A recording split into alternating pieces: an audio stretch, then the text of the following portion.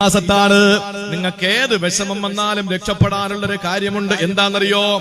ആദ്യം ഒളു ചെയ്യുക, എന്നിട്ട് നിങ്ങൾ ആദ്യം ഒരു ഫാത്തിഹ ബദരീങ്ങളുടെ പേരിൽ ഓതുക.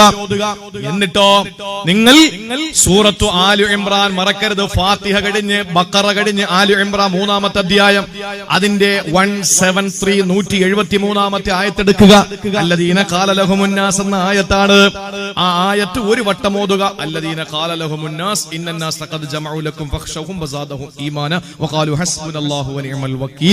പറഞ്ഞിട്ട് ഖുർആൻ പതുക്കെ അങ്ങ് വെക്കുക.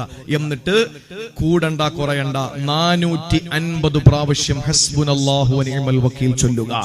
ശേഷം വീണ്ടും ഖുർആൻ എടുക്കുക. അതിന്റെ തൊട്ടടുത്തുള്ള ഫൻഖലബു ബിനിഅമത്തി മിനല്ലാഹി വ ഫളൽ എന്ന് പറയുന്ന ആ ആയത്ത് 3 പ്രാവശ്യം ഓതി നിങ്ങളുടെ നെഞ്ചിലേക്കൊന്ന് ഓതിക്കോ. ലം യംസസുഹും സൂഉൻ, ഒരിടങ്ങേറ് നിങ്ങൾക്ക് ഉണ്ടാവൂല. ഇത് പഠിപ്പിച്ചത് വിശുദ്ധ ഖുർആനാണ്. നമുക്ക് ഇജാസത്തായിട്ട് മഹാന്മാര് നൽകിയതാണ്. അനുഭവസ്ഥനാണ് ഞാൻ, എന്റെ പ്രിയപ്പെട്ട സഹോദരങ്ങളെ. അതുകൊണ്ട് എന്ത് വിഷമം വരുന്നെങ്കിലും നിങ്ങൾ ചോദിച്ചു മനസ്സിലാക്കിക്കോളേൻ. ഇത് നിങ്ങൾ അറിവുള്ളവരും മുത്തഅല്ലിമീങ്ങളും ഉസ്താദുമാരൊക്കെ ഉണ്ടല്ലോ, നിങ്ങൾ ചോദിച്ചിട്ട് അവരോട് ചോദിച്ചിട്ട് നിങ്ങൾ മനസ്സിലാക്കിക്കോളേൻ.